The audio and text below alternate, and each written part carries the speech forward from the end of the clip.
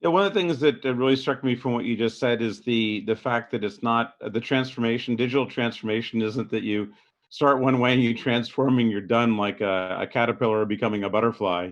It's more that you're continuing to evolve constantly, and that you can't just transform and then declare, "Well, we're done. We've transformed. What's the next project we need to go work on?"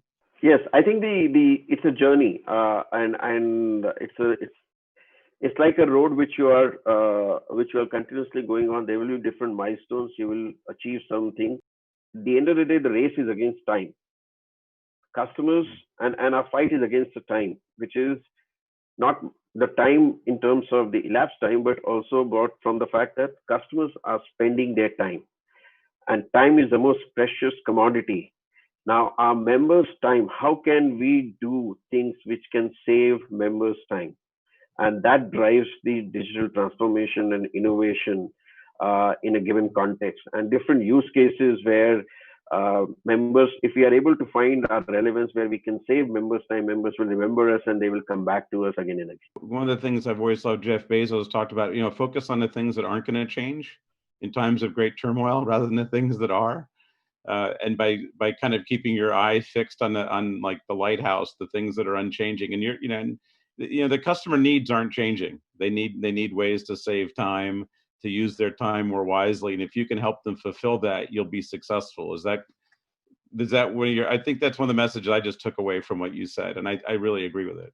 Yes, yes, you're absolutely right. The if you focus on where your customers are spending time, and if you focus on how your customers are spending time and how we can save their time, I think that will go a long way to build that emotional connect with the consumer. Building on a kind of idea of emotional connect, you've got these really different communities. And one of the things we've seen is that pandemic has really caused a lot of people that are older to really adopt digital in a much more aggressive way. And yet the different communities do have different emotional needs. So how do you think through, how do you appeal to these different market segments, whether you do it by age, Gen X, millennials, Gen Z, or people that have preferences for game playing versus learning? But there are these really different communities, and how do you customize and target those unique needs? It's a tricky problem. So I think in a dynamic and changing business environment, I think what we need to understand is every generation comes with its own set of individual characteristics and unique behavioral traits.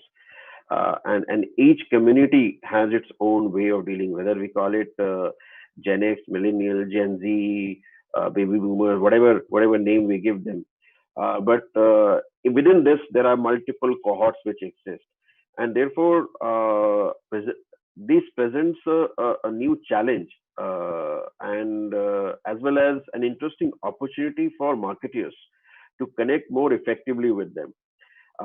It is for us to understand what works and what doesn't work. And therefore, for modern day marketeers, we have to realize that to stand out from the clutter and the individualization is something that will need to be embraced, which essentially means that a segment of one.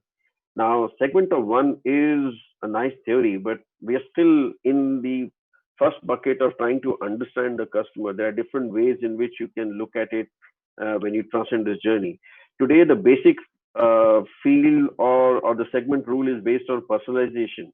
And it's a norm. Everybody wants to personalize it, but to Yeah. personalize, you need to understand the customer to be able to see what is relevant and what is not relevant. I think it is time that the organization look at the behavioral led insight and to the use of machine learning and data science, start predicting the intent to elevate the overall consumer experience in a near real time manner. Now, this requires building models to be able to understand why the customer is coming to your site or to your app for the first time or for the next time, and to be able to build strategies for different cohorts, and therefore ultimately deliver the experience. The game is to find ways in which you can save his time the next time he comes and interacts with you. And at Intermiles, we have realized that one size fits all approach does not work. Uh, we cater to a vast variety of members. And keeping this in mind, we invest time and effort to understand the triggers, the behavior of each segment, study the consumption demand patterns. Basis of findings for each segment, there is a value, which is perceived value, of fulfilling the experience. So we tailor our communication, we tailor our CVP for each of these target groups. Now within that, we also give choice. To give you an example, our tier program has multiple benefits, and we're going to be announcing a revision of the tier program post the pandemic in a couple of weeks from now. The thinking which has gone is that while travel is not going to be a significant portion, uh, members actually love to do something else. While travel was the main community on which everybody looked at it, but beyond travel, what are they going to do? So in the digital consumption, how do we give them choice of what they want to do? So creating offers and creating propositions which will give ultimately choice back and give everybody a choice, so that there are certain cohorts within platinum, there will be who will be behaving in a particular way while others will behave in a different way, and there will be a small subset which will be completely different. Now, what can we do for that particular subset is something we need to sense and understand the trigger, and will continue to keep evolving. So I think from a customization perspective or from a personalization perspective, there are different ways in which one can achieve the same thing. So I think that what I'm hearing is that the use of data, really say that I'm going to make sure I've got offers for all the segments, and then let the data be the answer and That's right. personalization, That's which right. sounds easy, but it's awfully hard. So there are different theories, and I often have discussed this with our data science team about the slot machine theory. Uh, uh, if you go to Vegas and you look at the slot machine, you have a particular machine which sometimes people want to go there purely because your luck would be better there. But imagine there are 10 offers being driven out to members, and the uptake on the offer is entirely dependent on what the customers and the members are going to do. Now, number 7 offer is the one which is seeing the best return and is working. Uh, you don't know why it is working. There are 20 people who have taken the offer, 100 people have seen it. So 20% take up rate is there. But those 20 people, what they were thinking, what their consideration set were, if you know a little more about it, then we can create a cohort whereby number 7 offer is offered only to those people who have the similar behavioral set.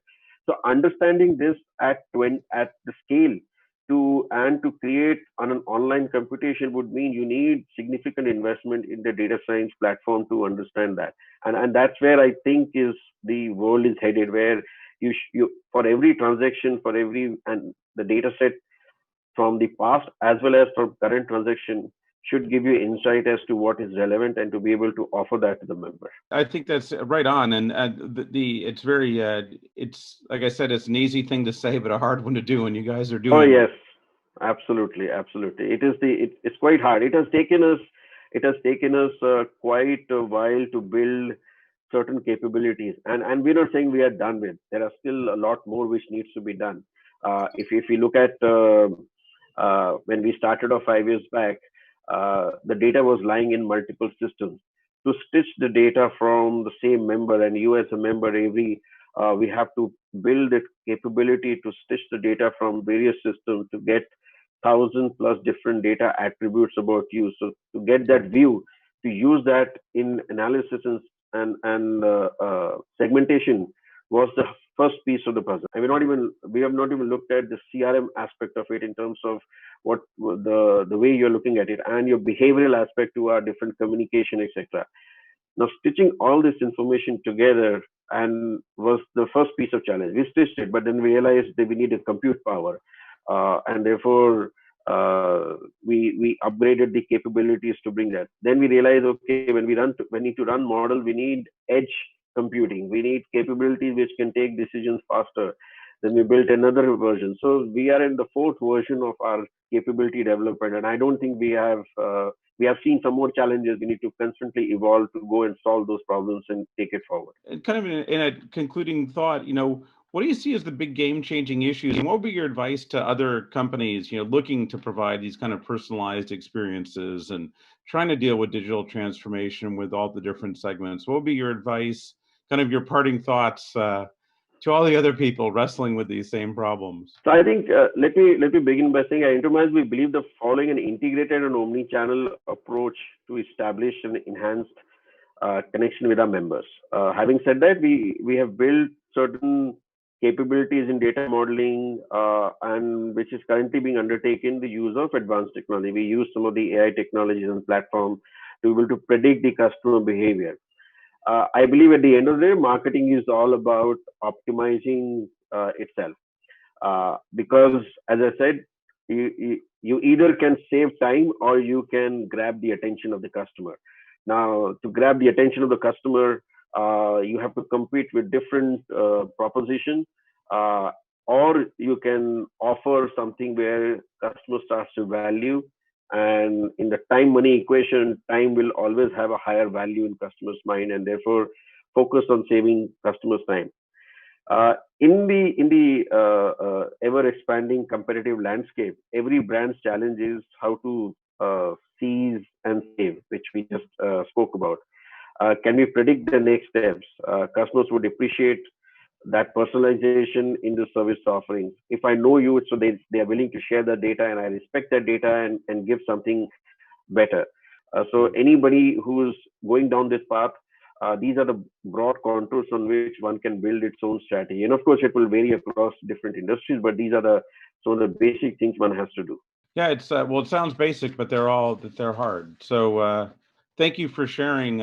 Thank you for sharing your insights. This has been really a really interesting discussion.